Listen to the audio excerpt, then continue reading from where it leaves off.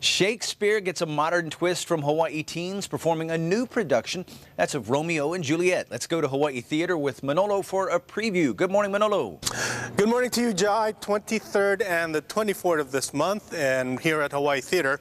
And performed by high school students. It's called the Hawaii Young Theater Ensemble, and it is a conglomeration of high school students from all the different schools. Here with Eric and Caprice, also known as Romeo and Juliet themselves, the two young lovers. Hi. Hello.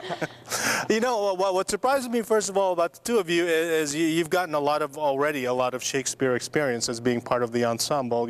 How many years have you been with this group? I've been with this group 3 years. This is my 3rd year. Okay, and then how many shows have you done then? 3. 3. Yeah. Eric, you? Yeah, same 3 since the beginning. And I'm just thinking, Shakespeare for anyone is a challenge in itself. Just learning those lines. How hard was it? Well, it's always difficult learning Shakespearean language, but it's so fun and it's really cool to decipher all the hidden meanings and what you're really saying, and it's a lot of fun. So. Any difficulty with it for you, or?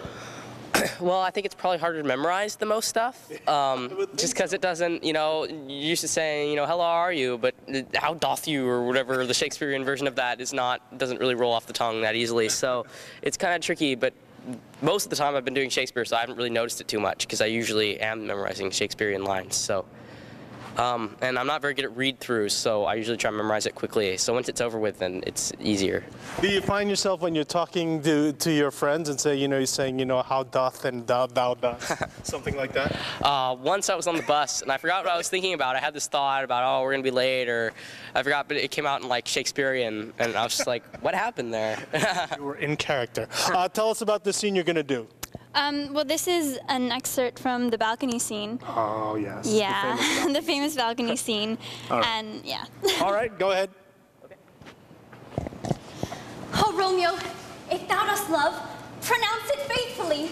Or, if thou thinkest I am too quickly won, I'll frown and be perverse and say thee nay, so thou wilt woo.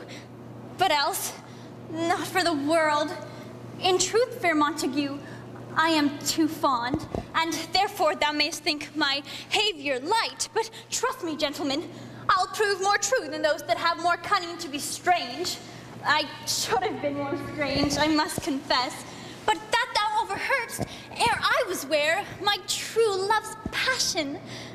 So pardon me, and not impute this yielding to light love, which the dark night hath so discovered. Lady, by yonder blessed moon, I swear, that tips with silver all these fruit tree tops. Oh, swear not by the moon, the inconstant moon that monthly changes in her circled orb, lest that thy love prove likewise variable. What shall I swear by? Well, do not swear at all, or, if thou wilt, swear by thy gracious self, which is the god of my idolatry, and I'll believe thee.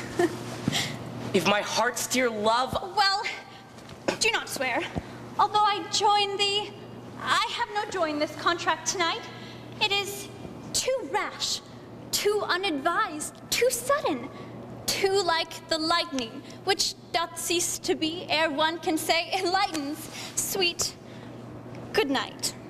This bud of love by summer's ripening breath may prove a beauteous flower when next we meet. Good night, good night. Sweet repose and rest, come to thy heart, as that within my breast. Oh, wilt thou leave me so unsatisfied?